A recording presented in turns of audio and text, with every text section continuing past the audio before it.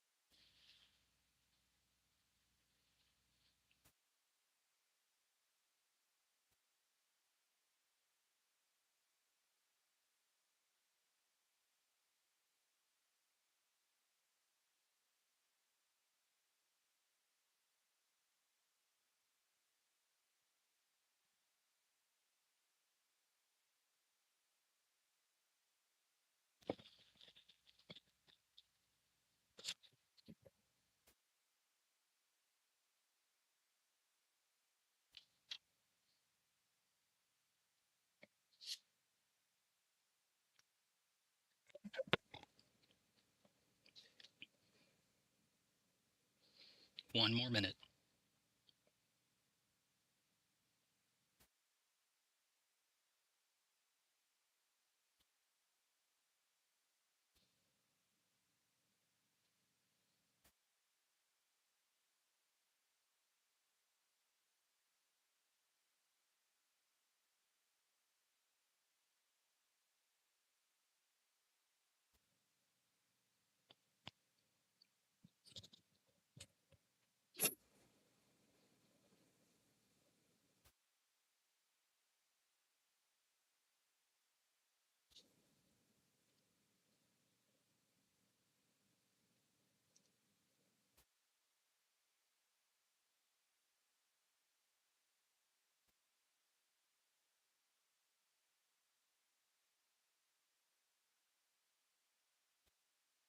All right.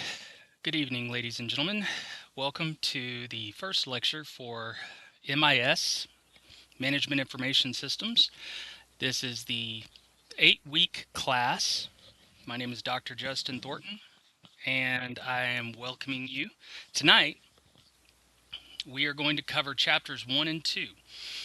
And as you can tell from our course, I am trying to make sure that you have everything that you need packed into an 8-week class. However, I am not requiring you to complete a research paper. I took that out, and I'm not requiring you to complete a group project. So those are those requirements I'm pulling out. So I know some of you are probably saying, hooray! But there is a test and a chapter assignment per chapter, and you do have 3 essays. Now, the essays come from your text, and one of the essays you can actually use an AI writer to be able to write the paper. That's the only one. It's the number 2 essay. You can use an AI writer for that. Number 1 and number 3, I do not want you to use an AI writer. Okay? Now, you will have a final exam in this class. It is heavily weighted. Please look at your syllabus to see the weights of all of your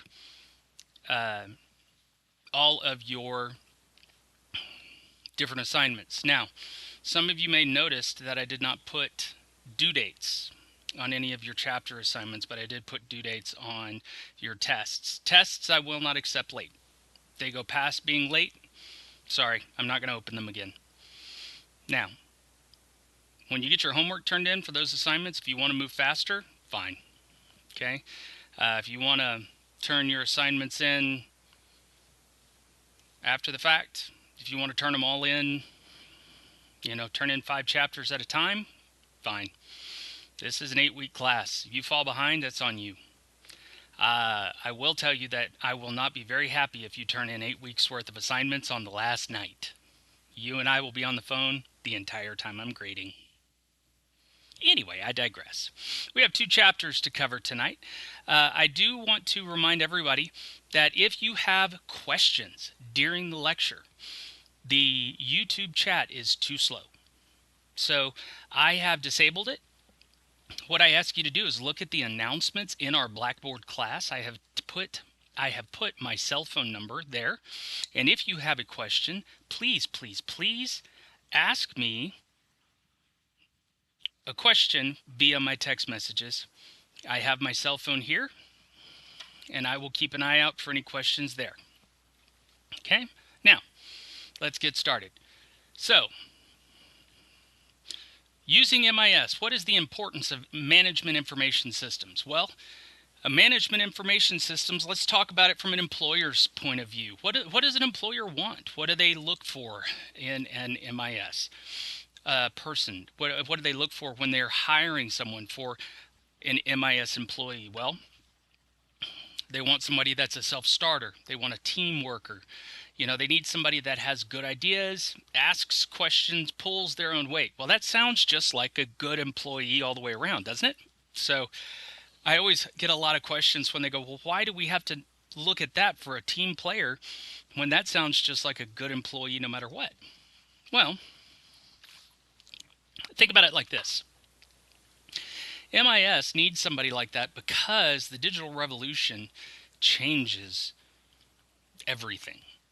Okay, technology in business is making things more difficult. If you don't ask questions, if you don't keep a new mindset in the way that you're trying to thrive and keep your brain going, you're going to fall behind.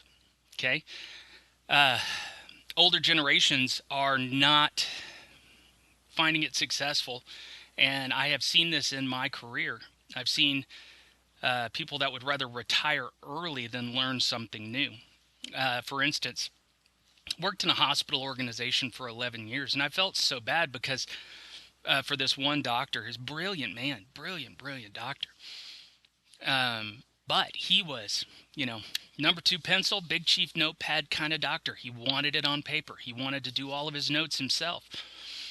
And the man forgot more about medical treatment than most of the young doctors coming out of school. But they were, having all these digital devices, laptops, tablets, wanted it all digitized right in front of them, and he still wanted that physical chart so he could flip through and look at his lab reports. He wanted to grab them off the printer, off the fax machine. And when administration finally came through and said, we are not doing physical paper anymore, you have to learn this system.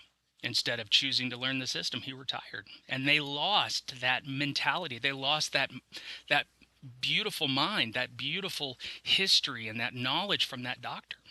And we're seeing that more and more in numerous industries. It's called, a lot of people are calling it the old man mentality. We're losing that aged knowledge, that honed skill.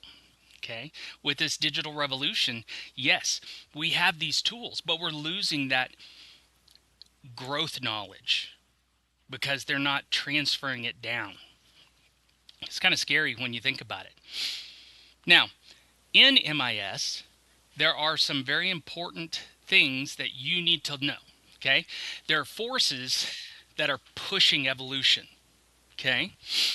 Now, these forces are consistent in the way they push things. You've got Bell's Law, right? Now, Bell's Law states that a new class of computers establishes a new industry every decade. That's Bell's Law, okay? And when you take that into consideration, every decade we've got a new computer, okay? So,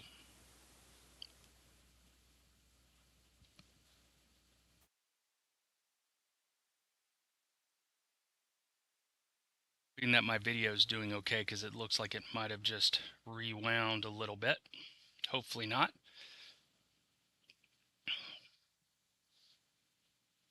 I'm going to keep going. Now, what you're also going to see is computer prices by performance are reducing. Okay? They're reducing as MIS is introduced into that decade. So the more we build things, and the more we make things more efficient,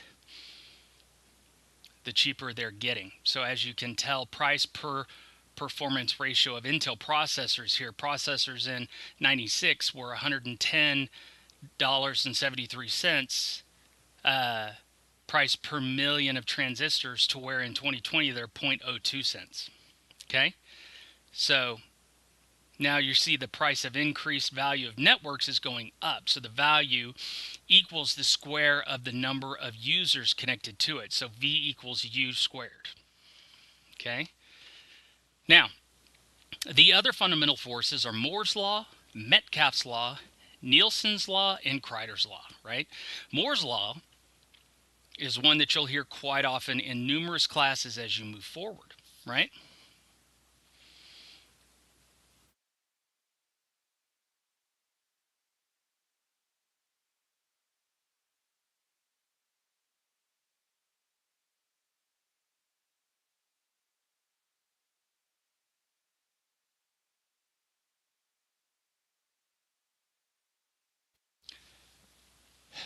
Moore's law states that as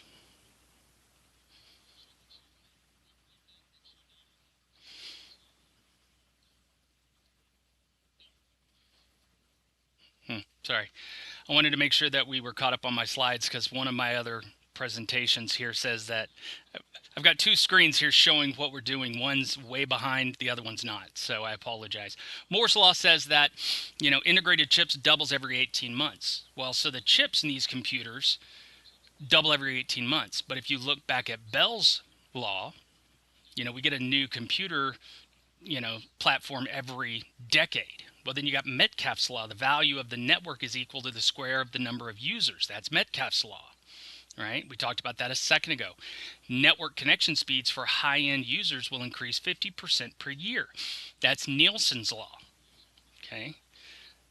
Kreider's law. The storage density on magnetic disks is increasing at an exponential rate.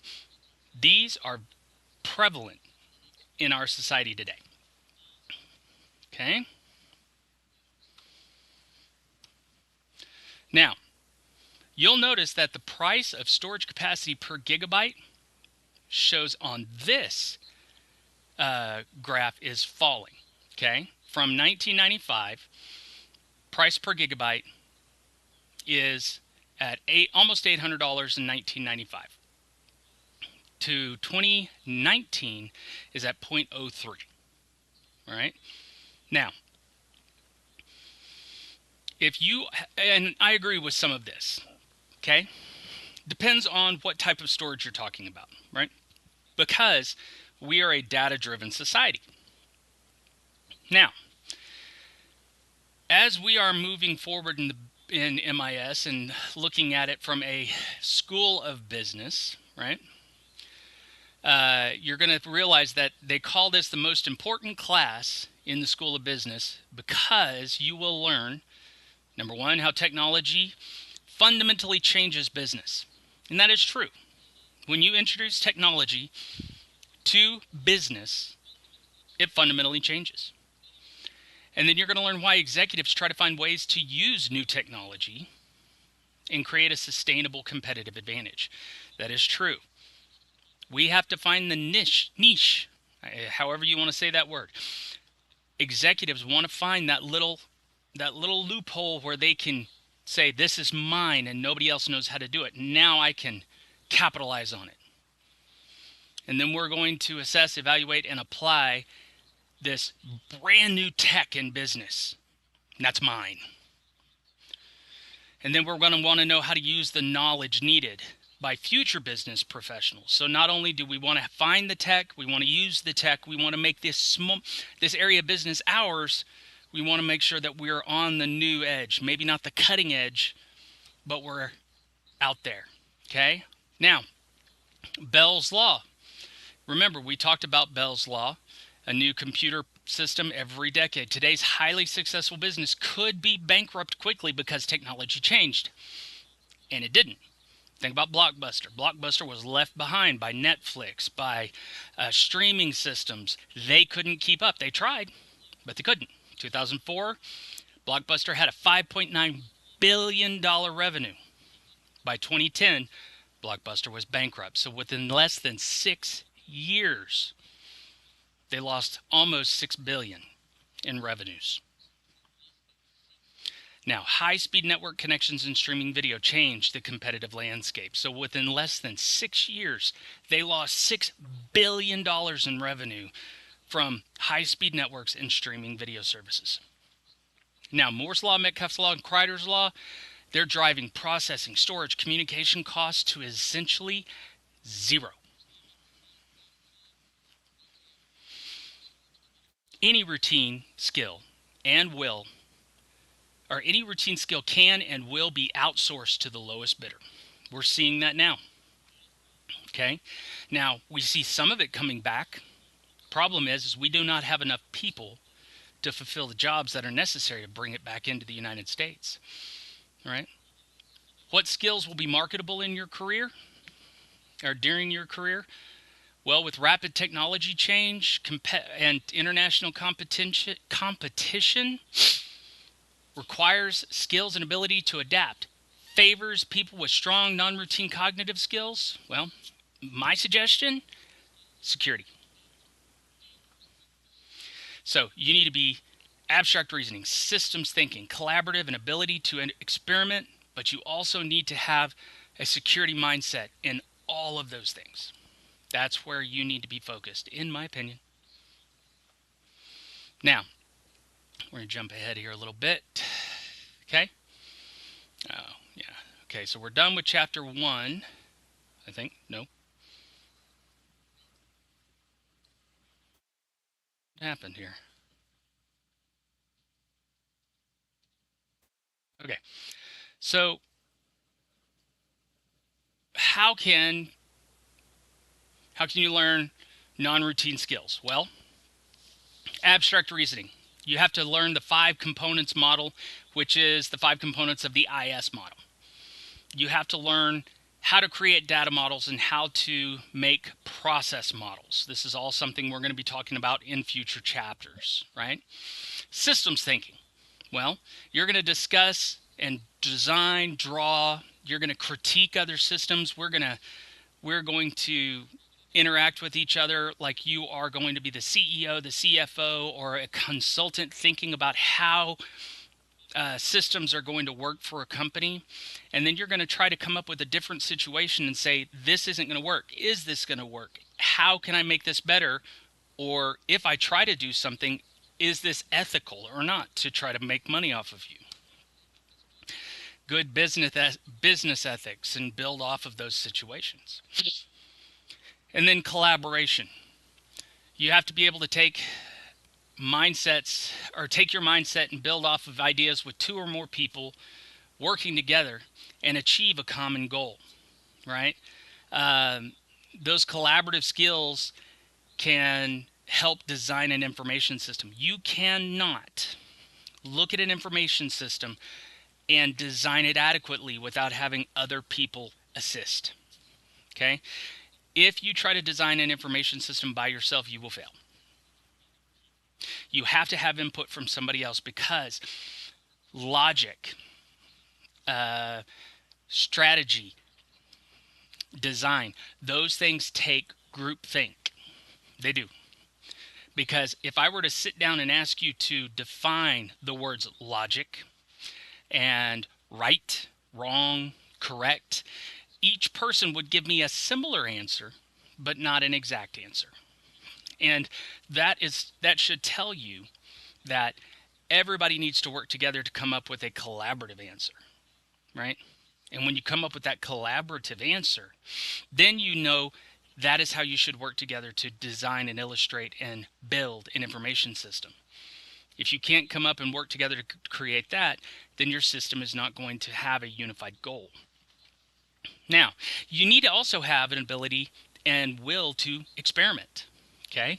If you were stuck in a mindset of, I've never done this before, I don't know how to do it, but will it work? Is it too weird for the market? Or we've always done it this way? I hate that last sentence. Those are paralyzing phrases. Okay? Those will keep you stuck where you are and you will not move forward. You have to have an ability to experiment and you have to not be afraid. Okay? Now look at this. 74% of CEOs plan to use AI to automate tasks. Okay? 26% of their workers are prepared to collaborate with AI. 3% of CEOs plan to increase investments to train and reskill employees in preparation for new tech-centric jobs. Now, with the technology skills gap, high level of tech skills are demanded by employers and low level of tech skills held by employees. So these are the bridges that we have to, or excuse me, these are the gaps that we have to bridge. Okay? We have to come to a commonality and we have to find a way to meet in the middle here. Okay? So bottom line, how does this affect you?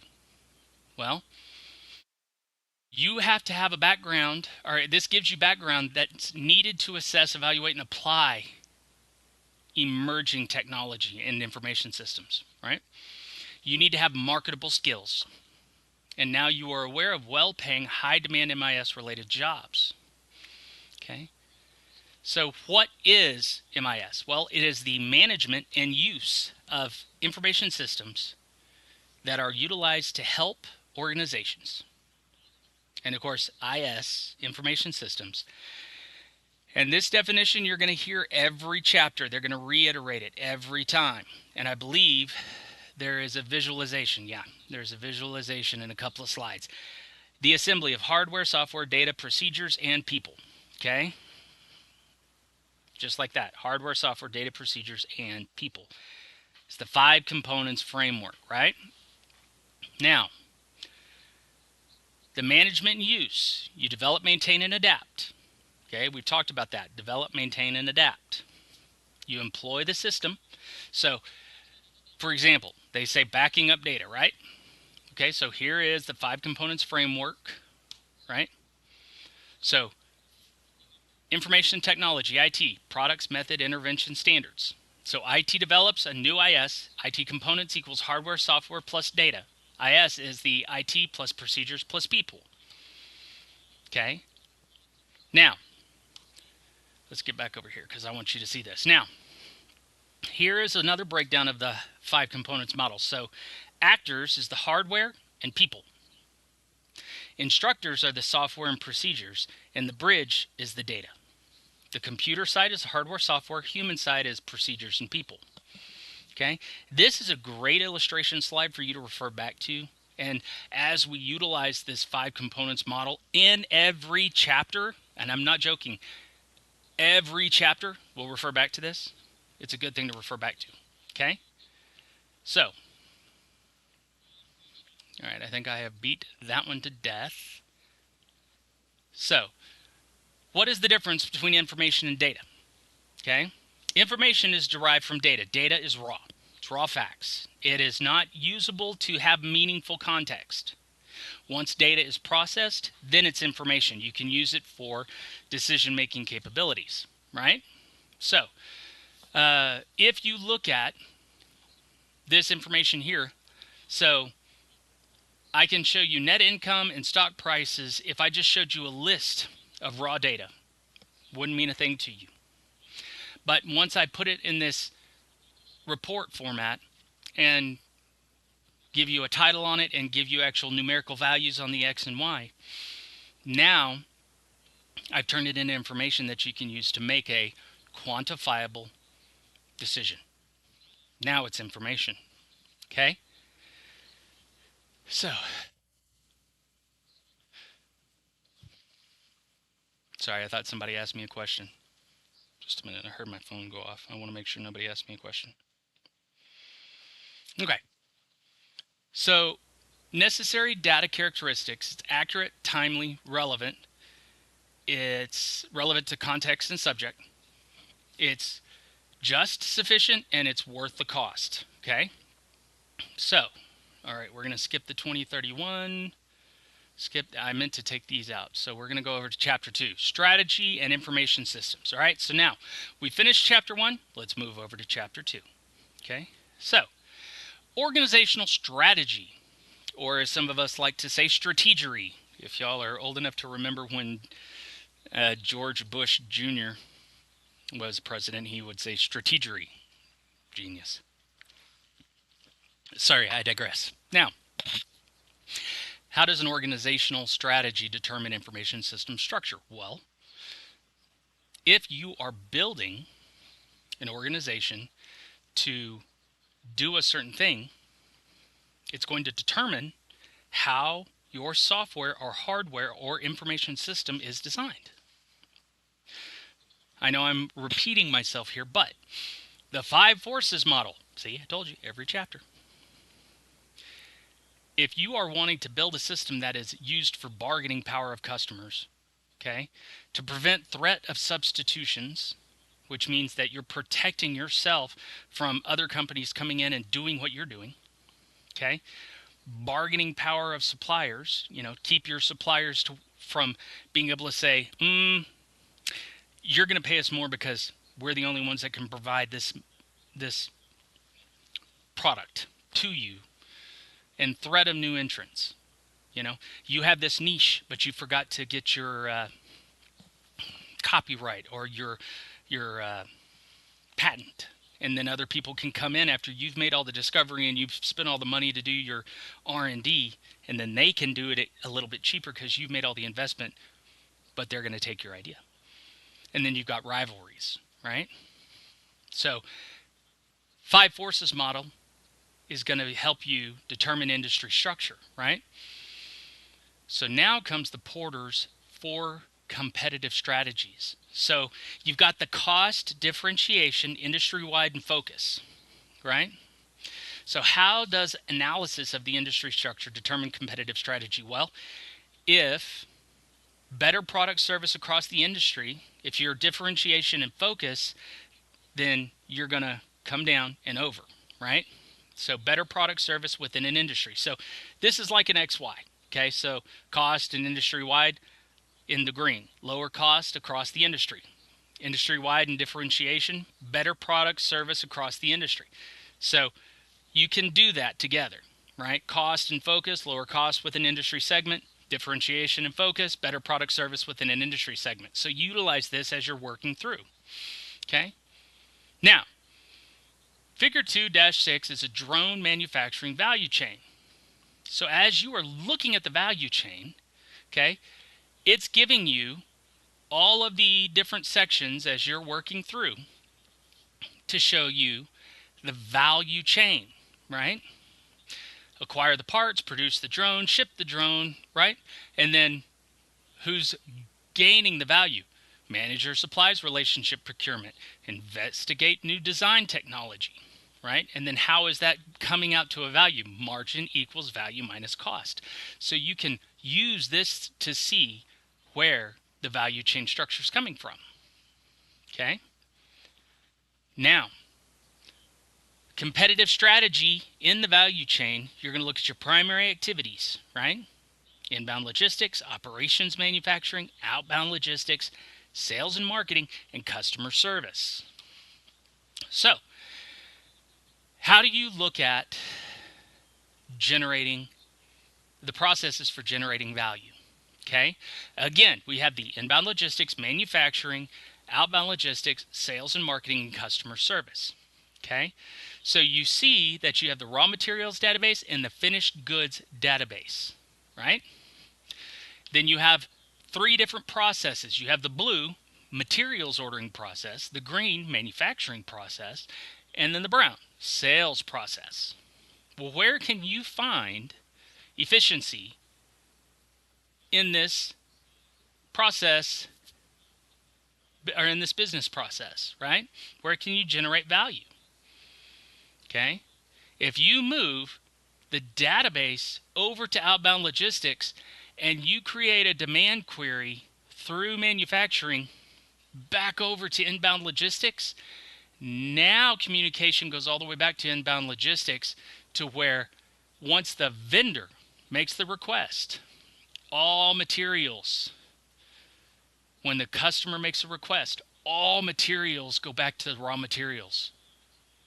All requests go back to the raw materials, so that the company is feeding itself from the customer's order. Customer order comes through, and then all the requests go back to even the raw materials. Now the system is feeding itself all the way through and generating a full value chain. Okay? As to where here it wasn't, because the only thing that was not making it back to raw materials was sales from sales and marketing database. So we were not getting timely feedback to our materials ordering process. So raw materials were delaying us. That's where we were breaking down our value chain. Then when we added that customer demand query and moving our database from sales and marketing over to outbound logistics, then we gained our value. I hope that makes sense. Now, here is another illustration. You get two different versions of it, because as we are working through this bicycle company here, bicycle rental company, you're looking at the competitive strategy to determine business processes, right? Business processes could be anything from computer processes to physical person processes, to where, I'm printed out a report and I'm manually walking it over. That's a business process. We've got to take that. Bikes are over there, help yourself. That's a business process. We've got to talk about that, right? So now you're looking at the different competitive strategy, determining the business processes, and structuring an information system. So we're looking at the business processes, but we're trying to figure out a way to make it into an information system. Okay? Now, how do information systems provide a competitive advantage? So we're still we were looking at all the business processes. That's where we're documenting it right here. Now we're building a business or an information system to see if we can provide competitive advantage. That's what this documentation is. Okay? And this documentation is product implementation to be able to look at lock in customers and buyers, lock in suppliers, raise the barriers to market, establish. So this process of implementation, that's what this is for. As you are rolling out your system, you have to be able to find your product implementation and your process implementation to know exactly where you are when rolling out to market. Okay? Now, in competitive advantage, you have to be able to do numerous things. You have to be able to maintain your customer's data. Okay? Your information system is collecting information for certain items from your customer, from your billing service, from your manufacturer. Okay?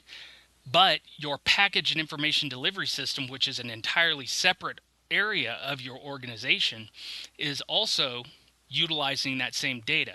So that's an export or it's a communication of some kind. That's a business process that you've got to figure out.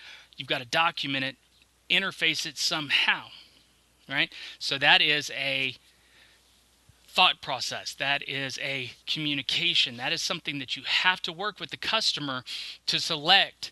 Is that going to be separate? Is that going to be a third-party communication? So here it's saying IS helps customer to select a delivery, right? Oh, excuse me. I'm sorry. I'm jumping ahead of myself. So, or are you going to work with a third-party vendor like a packaging and shipping company? That's what they're doing here. Packaging and information delivery system is IS helps the customer select a delivery address and generate shipping labels. So that's where they would pick shipping labels, and then it would be like, take Amazon, for instance. They could either go USPS, UPS, DHL, something like that, right? So what value does the shipper get? Well, the shipper, third-party shipper, with this partnership gets consistent business. So that is a value that they're going to gain, right? All right. Okay. So now we have covered Chapter 1, Chapter 2, and those are the two areas that we're covering for right now. We're covering the introduction to our book, and we're covering strategy, implementation, and kind of a broad look at what all is going to be expected, and also talking about getting our minds wrapped around this wonderful thing called management information systems. I am very excited to have y'all in class. Again, please remember My preferred method of communication is text or phone call. If you email me, please remember I will return those as soon as possible. I am I have 5 different email accounts with my multiple jobs, so I will do my very best to get those back to you. But my preferred method is text messaging, and I will get back to you very, very quickly. Other than that, I will be posting this to YouTube very quickly afterwards, and you can review it anytime. I will also be copying the slides for all of the PowerPoints. I will make a list. I'll just copy all the PowerPoints for all of the chapters to the Blackboard. It may take me a little bit because Blackboard does not like that large of a file. So give me a little time. Might take me a day or so to get it up there. But I will be copying all of those slides up there as fast as I can. All right. Y'all have a wonderful evening. Again, if you have any questions, please reach out. Thank you.